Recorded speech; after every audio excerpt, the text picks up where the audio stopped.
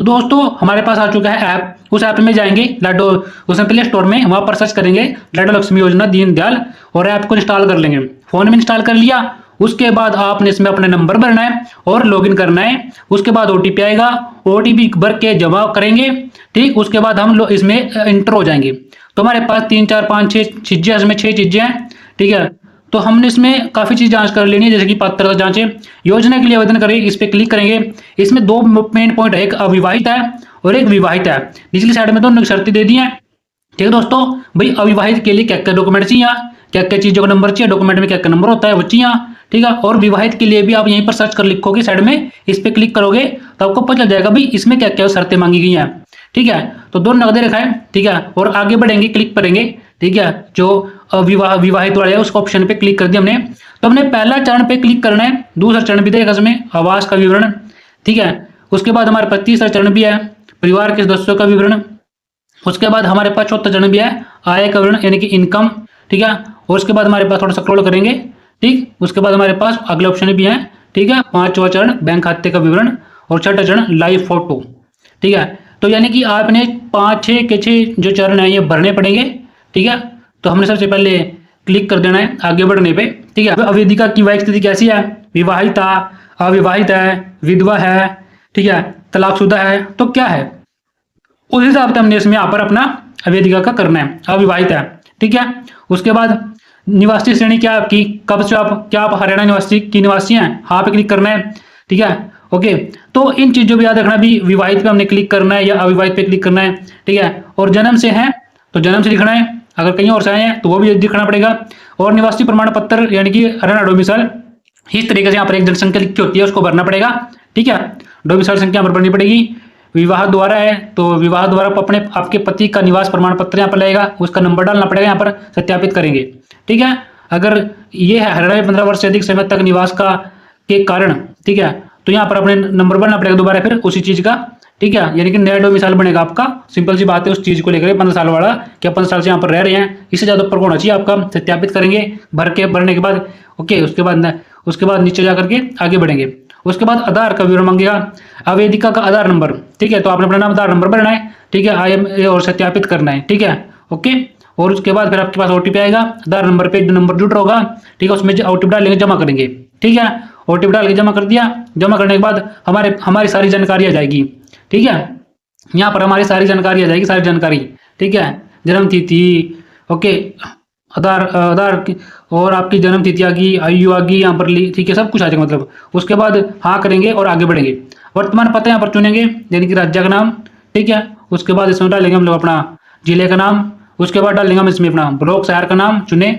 उसके बाद गांव का नाम, घर का नंबर, ठीक है, और पिन कोड। ठीक है, सबको पता होता है कि पिन कोड क्या होता है। ठीक है, तो ये सब भरने के बाद हम ये भर देंगे अच्छी तरीके से। ठीक है, ओके, इसकी कोई जरूरत भी नहीं है देखा जाए तो हाउस नंबर की। ठीक है, उसके बाद हम लोग यहाँ पर आगे बढ़ने पे क्लिक करेंगे, आगे बढ़ जाएंगे। वैवाहिक जानकारी, पति का आधार नंबर इसमें भरेंगे। अगर विवाहित है ना आप, ठीक है, तो पति का आधार नंबर भरेंगे, पति का नाम लिखेंगे, एग्री करेंगे, सहमत करेंगे और सत्यापित करेंगे। इस तरीके से आपने इसको सत्यापित कर दिया, जो कि अच्छी बात है। उसके बाद नीचे उसकी जानकारी भी आएगी, राज्य का नाम आएगा। उसके बाद जिला चुनेंगे। ठीक है, पति का, यहाँ पर पति का है, ओके, तो उसके बाद हम लोग उसका डिस्ट्रिक्ट का नाम, ठीक है, गांव को और अपनी उसकी तहसील का नाम, ठीक है, तहसील है ब्लॉक का जो भी है, गांव का नाम, ठीक है, जो भी उसके गांव का नाम है, पिन कोड, ओके, और आगे फिर आगे बढ़ेंगे। आगे बढ़ने पर क्लिक कर देंगे। आवेदिका की रोजगार स्थिति का विवरण क्या है, तो यहाँ पर थोड़ा लिखेंगे, देखेंगे बेरोजगार है, नौकर पेशी है, व्यवसायी है, गृहिणी है, अन्य है, तो इसमें गृहिणी कर देंगे। ठीक है, जो भी आप करते हो काम वो कर लेना। ठीक है, ओके, क्या आप हरियाणा कौशल रोजगार निगम के साथ पंजीकृत हैं? ठीक, तो अगर हैं तो इसमें अपने भरना पड़ेगा। इसके एक वो होता है, नंबर मिलता है आपको। ठीक है, इसमें आपको हरियाणा कौशल रोजगार निगम नंबर पे भरना पड़ेगा। ओके, तो यहाँ पर क्लिक करेंगे।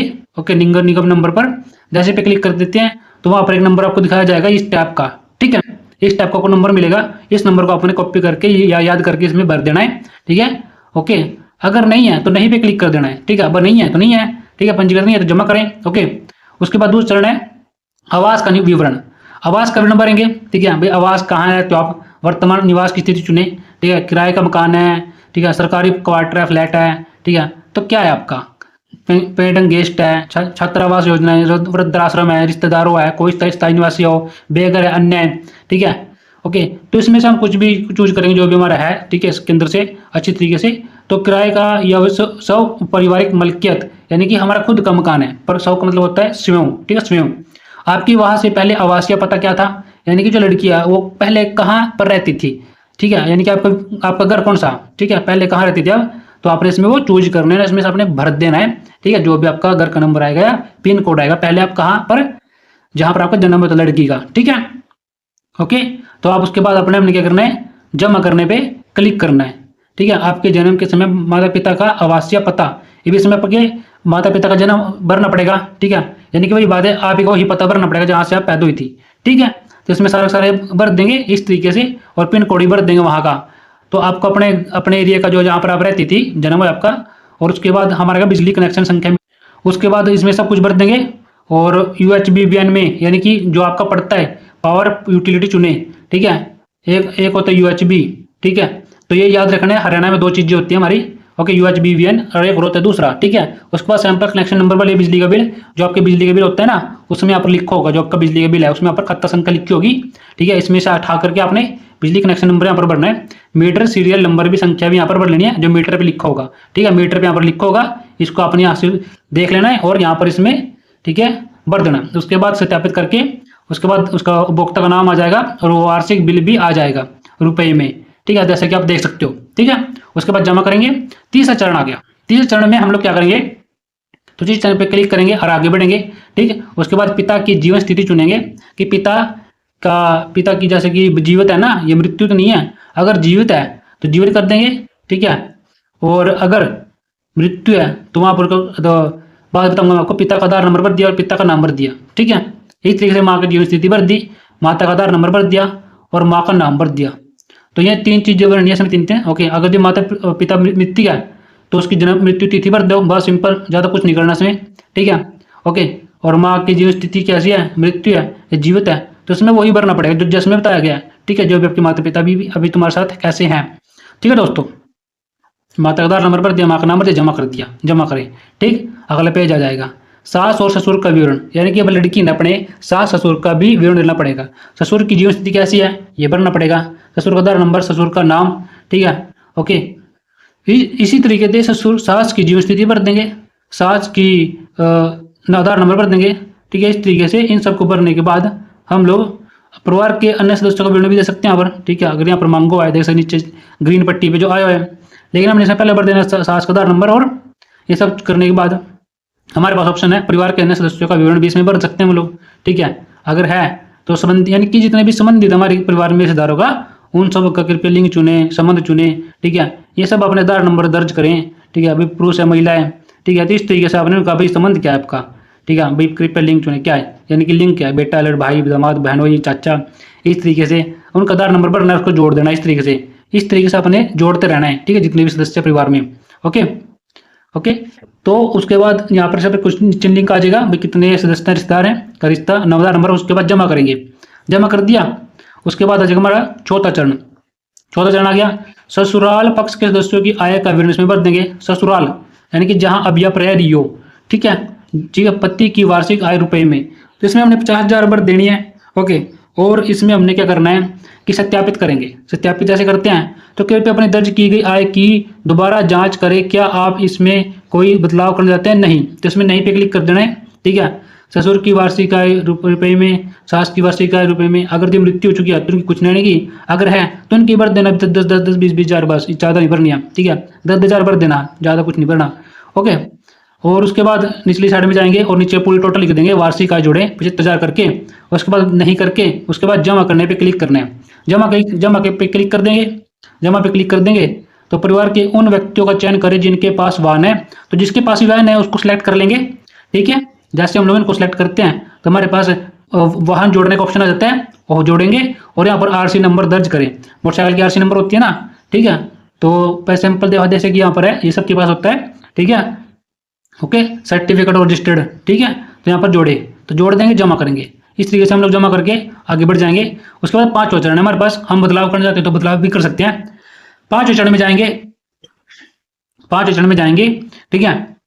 बैंक खाते के अनुसार अवेदिका का नाम जोड़ेंगे, लिखेंगे, खाता संख्या करेंगे, IFSC कोड करेंगे, बैंक का नाम और पैन नंबर।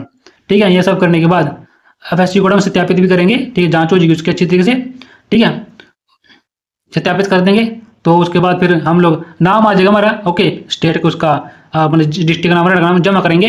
जमा करने के बाद हमारे पास अगला ऑप्शन आ जाएगा, छठा ऑप्शन, लास्ट का ऑप्शन। चरण पे क्लिक करेंगे और आगे बढ़ेंगे। उसके बाद हमारा सारी डिटेल दिखाएगी यहाँ पर। ठीक है, आपके साथ रहने वाले प्राकृतिक सदस्यों को चुने, जैसे कि हमने चुन रखा है पहले से ही। ठीक है, तो हमने यहाँ पर क्लिक कर लेना है। ओके, उसके बाद नेक्स्ट पे क्लिक करेंगे। क्या आप हरियाणा कौशल रोजगार निगम के साथ पंजीकृत हैं, हाँ या नहीं, तो इस पे क्लिक करेंगे। ओके, उसके बाद हमारे पास अगला ऑप्शन आ जाता है, हरियाणा कौशल रोजगार निगम नंबर मांगेगा, सत्यापित करना पड़ता है। अगर नहीं है तो नहीं है। ठीक है, अगर हाँ तो है तो हम लोग उसके बाद जमा करेंगे। ठीक है, सत्यापित करके फोटो लें। अब यहाँ पर हमारा लास्ट ऑप्शन है फोटो लें। ठीक है, तो हमने इस चीज़ को याद रखना है। ठीक है, ये 6 ऑप्शन है।